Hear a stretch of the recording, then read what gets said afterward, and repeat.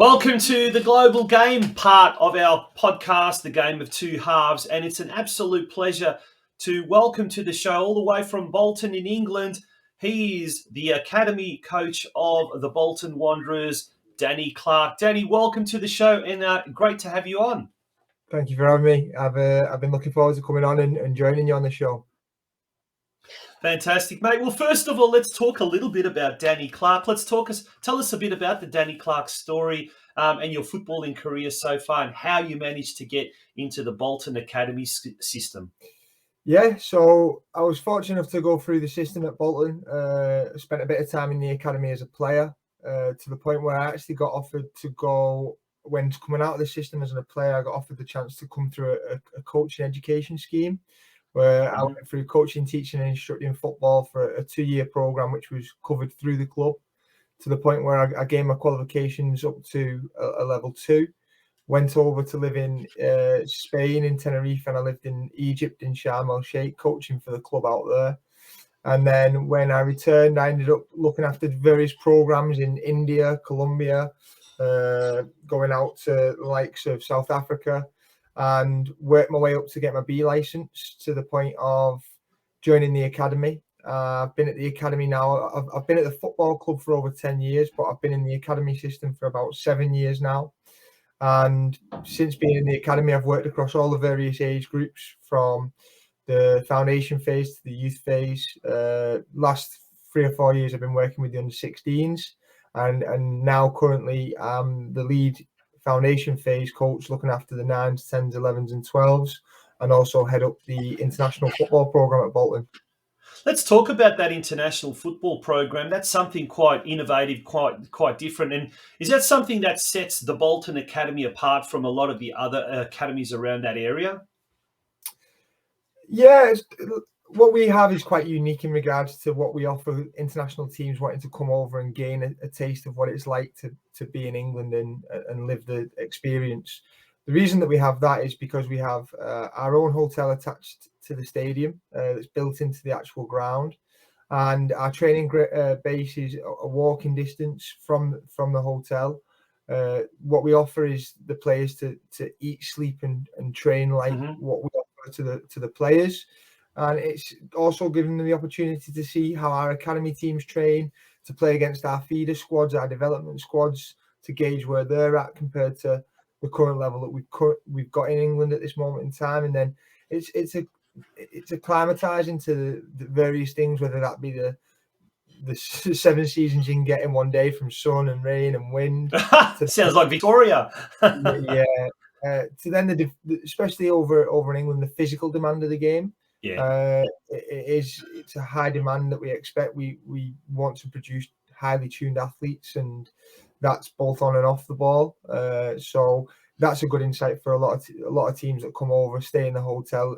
You find that after 2 or 3 days and a fixture, the players are starting to feel it in the legs and the intensity that's how hard we push the boys when they're here.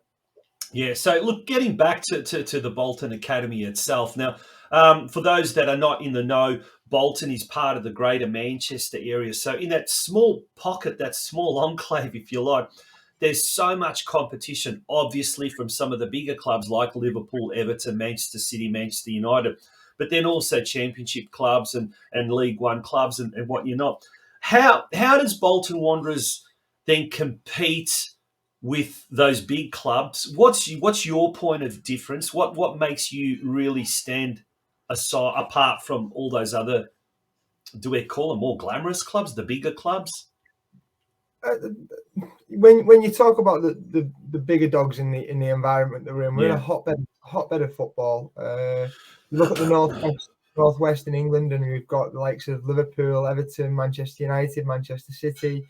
You come away from that, and then you've still got other clubs that are in and around our area, from Wigan, Preston, Blackpool, Oldham, Rochdale, and then Bolton, who've currently now pushed ourselves forward as a club, and the first team are doing extremely well. But as an academy, we try to make sure that we can offer the right environment for the players to enhance them and push it at the right time. Make sure we set challenging environments, but kind of run off a philosophy that's linked into the club badge. We set certain things. We want, if we went off the BWFC, we asked the players to be brilliant at the basics. We want winners with a winning in a winning environment. We want players to be fitter, faster, and stronger. Mm-hmm. We want players to be confident with and without the ball. And I think if we can embed that structure into the players from the moment they arrive through the gates, the moment they leave, every time they spend time with us, we can try and work into the philosophy of as they get older, how we can set the intensity off that structure. Yeah, here in Australia, and particularly here in Geelong, there's a lot of talented young players. We know we've got one boy from Geelong who's now currently at the Steve Gerrard Academy, and we spoke to him last week, young Ben Gilic. But there's a lot of young players, a lot of young talent here. But the academy system is very much in its infancy stage here, mainly with the A-League clubs, and probably the nearest one is Western United. But other clubs just do their own thing and produce a lot of good players. And North Geelong, Geelong, the two NPL clubs that have done really well in the boys side of things. The Geelong Galaxy in the women's side of things.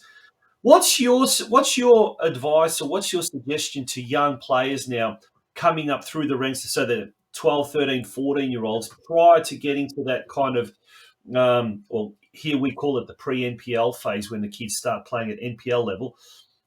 What do they need to do as far as their own football, the development of their own football? What's the main thing in that kind of 12 to 14 age group that they should be focusing on? Yeah, between 12 to 14, there's quite a few things you've got to try and manage in regards to that age group, because they're still going through growth spurts. Some players are going to 6 foot plus, some players are still around the short of 5 foot. The physicalities of each individual is different. And the one thing we want to make sure we do is we manage the individual, because in the environment we're at, as much as we want to set a good one as a team, we are focused on developing individuals. And each one will have a different journey to the next player stood next to them. And we don't expect them to be on the same journey, but again, at that age group, it's about looking after yourself. It's the dedication, it's the focus, it's the drive. It's important that when they are with us and they come through that gate, they are like a sponge. We want them to absorb as much information that we give them and apply it when it goes into games and in training programs. It's a focus. It is a dedication. You've got to make sure that you are dedicated to the program we look to set for you, because the moment you take your foot off the gas is the moment that other players around you will start taking steps ahead. The Game of Two Halves podcast, we're speaking to the head football coach of English Football League One side Bolton Wanderers International Football Program, and the academy coach, Danny Clarke. Danny, you've gone to a lot of different countries, and we'll touch a little bit later on about coming to Australia a little bit later on, actually in a few weeks' time, to be honest. But you've coached, you've had the opportunity to represent Bolton at various coaching clinics and camps and whatnot in India, in America, the United States, in South Africa, Colombia, Spain, Tenerife, Egypt, as well as Australia, obviously. You must have seen a lot of different influences and a lot of different styles. And as a coach, do you adapt to all of that, or do the players generally adapt to the different coaches that come around to these clinics? I think there's various things we have to adapt to as coaches. For example, we go out to Colombia and there is a language barrier. So making sure that we can get our messages across of how we would structure a session with the detail and content that we include in that is really important. But that doesn't change across how we deliver our sessions. We want to make sure that the players that come onto our programs are getting a good insight of how we work as a football club. That's why they come to the sessions. That's why they come to these programs that we deliver overseas. It's like having us coming out and delivering in your back garden to get a real insight of the detail that we give out, to then hopefully get an opportunity to come back to Bolton Wanderers and see how we do it, but the environment that we have. So yes, we do have to adapt in various countries, because the climate can be completely different from being extremely hot in Australia and South Africa and Colombia, or even America. But then sometimes we were out in Philadelphia and we did the NSCAA, which is the coaches convention. Yep. And it was snowing outside, it was freezing, and we had to adapt to bringing the sessions indoor. And again, your pitch sizes. I think the first ever international job I went on was going to Bangalore in India, and you're used to working on lush carpet, grass pitches, and it was a mud pitch. But it's how we make sure that the players that are coming onto the program come away from each session and go, I can develop on that information. I can various things that we can do through football. Yeah. And it's a sport that we all love. It's a sport that we all enjoy. And we will work with any player of any ability, providing that they have the right attitude. That's one thing that we try to offer. And it's down to us to try and improve them individuals and make them better. But there's so many things you can learn through football, whether that's teamwork, effective communication, punctuality, respect. And these are things that effort, dedication, these are things that we expect to deliver in the programs, no matter what the surface, no matter what the climate, no matter what the environment. We as coaches can set that, and that's what we look to do from the starting point. And then from there on in, we look to include our BWFC structure into the sessions. Well, speaking of structure, let's talk about the actual academy, and also let's talk about the international football program. And how is it all? First of all, how is it all structured, and what's a typical kind of agenda or weekly agenda for a participant of either or of these two programs? First of all, let's talk about the academy. How is that structured at Bolton? Yeah, so the academy, we have 3 different phases. We have a foundation phase. So before that, we have a pre-academy, so that players 7s and 8s can come into a training program. We can cast an eye over the best local talent in the area to start seeing who's ready to take part into academy football. Then the foundation phases, which is 9 to 12s, which is players getting the fundamentals of the expectations set from us as coaches, and players that will start to gain an understanding of what we expect as a club from an individual as a player. Then you've got the youth phase, which is the 13s to 16s going into the 18s. So the 13s to 16s, that's getting them the tactical information, the physical development over with the S&C, the strength and conditioning. And we can start to look at these individuals and go, are they ready? Do they tactically understand? Are they physically developed and ready for the next stage of the youth phase? From 16s, they look to get a scholarship. So we sit down and we decide players that will do the education with the program. That'll be a full-time training program. So first year scholar and second year scholar. And they will play in the under 18s program on a Saturday morning, training 4 or 5 times a week. Usually do a full-time education on a Wednesday. And we have to make sure that we back what we do up on the pitch with the education we look to offer in the classroom, which is really important to us as a club, and for what we offer to the individuals and the players that come and sign with us. And then from there, you're going into the professional phase. So what they've recently done now into the club is they've introduced a B team, which is a link between the youth team and the first team, which is 23s football.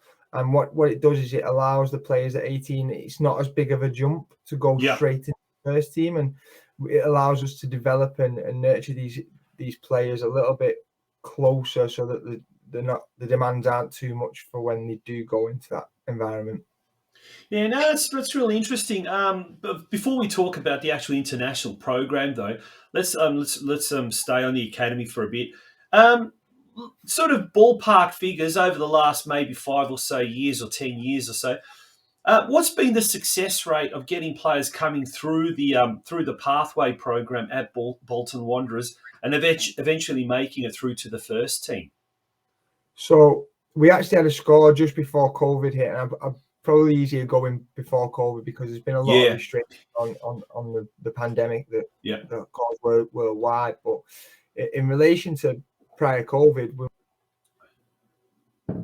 were graded in regard to come to league football. We were actually first in players that have gone on not only play for Bolton Wanderers but come out the academy and go play professional football. When the Premiership teams came into that as well, so that was Championship, League One and League Two. But when the Premiership teams came into that, Bolton actually fell second. and the Premiership team that beat us for production of players was actually Chelsea. Chelsea have got a scheme and a system where they register the players and they send them out on loan, which is a great experience for the boys to develop open age football, men's football. But in regards to our academy and how we look to develop the players, obviously we've had a lot of success from individuals such as Zach Clough, who came through our academy system from under 9. He went on to then sign for Nottingham Forest, and then from there, I think he's now currently out in Australia playing at Adelaide. So Zach was a great player for us. We've got Rob Holding, who's now currently playing at Arsenal and been there for quite a few years now, doing extremely well. And then Josh Vella, who's recently just come back to Bolton. He was playing against us, but has gone on to play for Shrewsbury. And Dennis Politic, another one who he went out to sign for a Serie A team, now playing league, but now he's on loan back at Port Vale. We'll go back out to the Serie A team. So in regards to the production of players, we've done extremely well, and probably a good one for us as well. But unfortunately, he's playing against us for Barnsley in the playoffs. But Luca Cannell, I actually had Luca at under 15s. Yeah. Was always one that wanted to set the tempo high and train with a good intensity and demand better from his teammates so that he could get better from himself. And Luca actually went on to go to play for Celtic, signed for Celtic, and when his contract expired, he then went and signed for Barnsley and has recently just won the Player of the Season award for Barnsley. And then you've got other players such as Ronan Darcy. Ronan's doing extremely well at Swindon Town. So our production of players that come through the scheme at the academy, whether it goes on to play our football club or other professional football clubs, we set the right environment to allow individuals, providing their focus and dedication is there, they give themselves the best chance. Brilliant. That is great to hear, mate. We're going to take a very, very short break. Look, when we return, we'll talk about the Australian connection with the Bolton Wanderers Academy and the Euro football star as well. And there was a visit that was done last year. And then also there's going to be a visit by yourself to Brisbane next month. We'll talk a little bit later about that straight after this break, folks. Don't go away. It's the Game of Two Halves podcast. It is the global game segment of the show.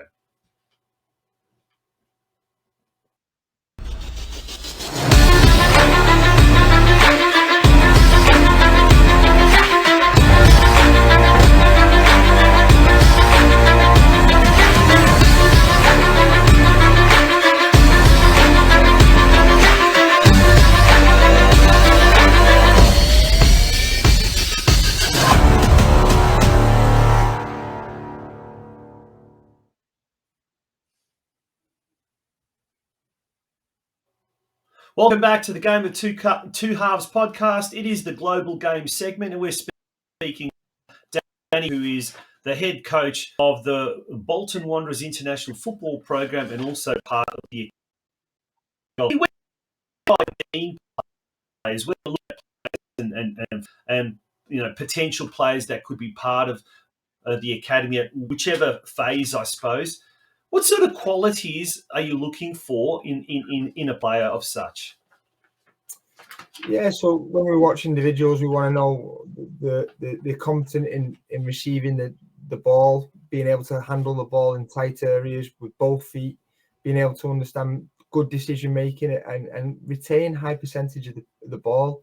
People expect some scouts or coaches to come out and expect players to go and beat 4 or 5 players and score a worldly goal, but sometimes we're just looking for players to be able to do the basics but do it extremely well and play. Oh, looks like we've just lost. Looks like we may just have lost Danny Clarke from the Bolton Wanderers, the Wonders of Modern Technology. We're going to take a short break, folks. When we return, hopefully we'll reconnect there with Danny. Who's just obviously some sort of technical glitches there.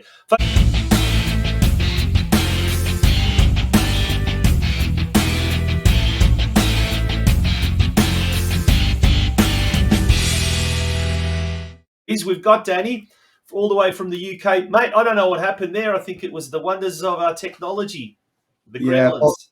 Apologies, I'm not sure what quite happened there, but I'm glad to get back on with you. Yeah, absolutely. Look, mate, we were talking about the Australian connection. Last year we had an Australian team, part of the Euro Football Star contingent, if you like. They travelled over to the UK, and we've got a little bit of footage there. And we're going to show a little bit of that footage. This was the trip to the Bolton Wanderers last year. Tell us a little bit about that, and how did that collaboration with a Euro Football Star come about? Yeah, so with the boys coming over from Euro Football Star, it was great to look at getting the boys in to set the tempo of our training sessions and let them see what it is we look for in the players. And it was great to get to meet Ray as well. I've been speaking to Ray quite a long. We've got quite a few mutual friends, myself and Ray.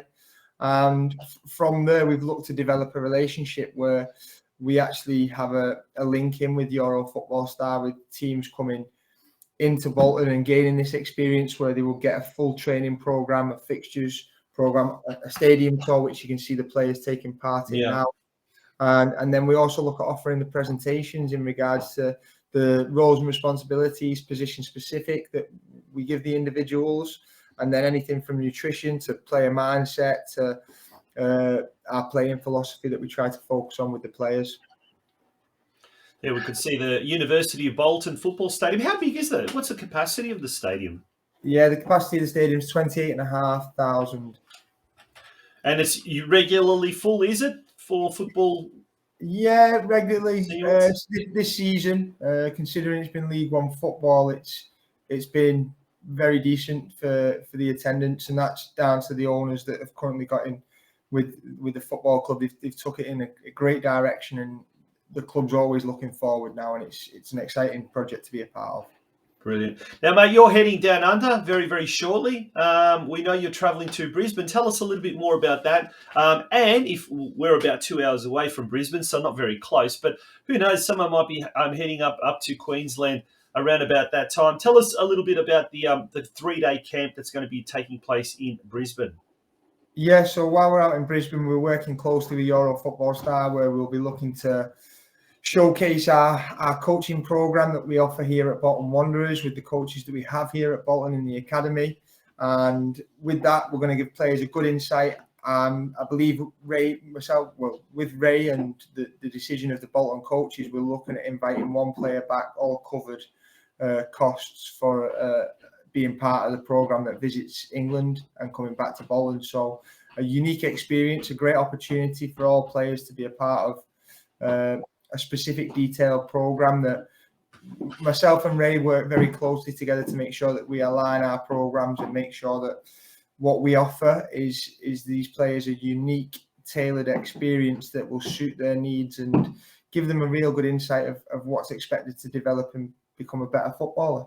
Yeah, that's fantastic. Hopefully, down the track, we might be able to get you down to Geelong as well. And there may be, because I do hear there are some programs and whisperings that there may be different programs on offer down here in Geelong. But it'll be great to see you down here in our neck of the woods, Danny. But before we let you go, we did ask you just little bits of advice for budding young players and things like that.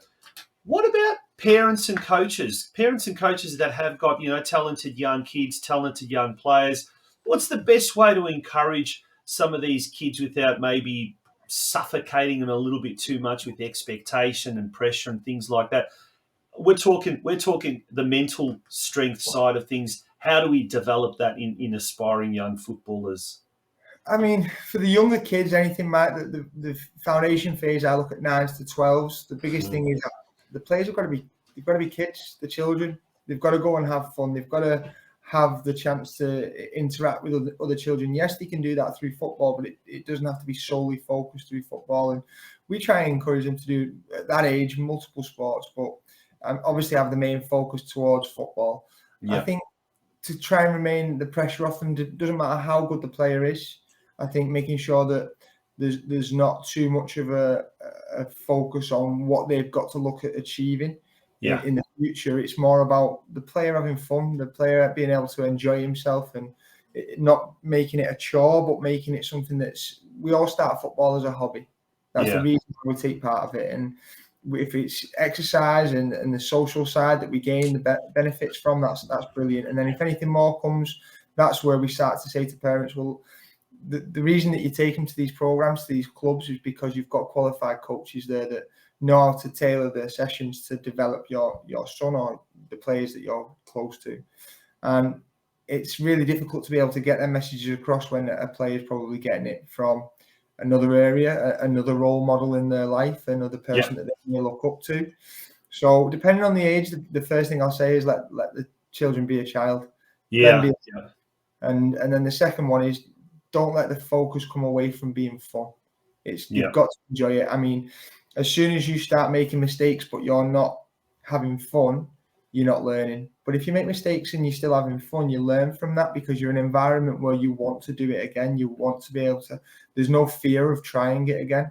Whereas if you set an environment where these kids are scared of making mistakes or have a fear of trying something, we're not giving them the chance to develop and to learn. There's so many times that you can make a mistake in whatever you do. The chances are that you're not going to do it again if you don't think there's any pressure on trying to do it again. Yeah, mate, we need to get you down to Geelong and doing a couple of coaching seminars for the coaches as well as for the players. It would be fantastic to have you down here. And I'm sure we'll have to have a chat with Ray Wood from Euro Football Star to try and facilitate that in the future. But in the meantime, all the very best with the Brisbane Clinic and also with everything there at Bolton Wanderers, the Academy and the International Football Program. We'll be watching it from afar with great interest. Good on you. Thank you. Thank you for your time.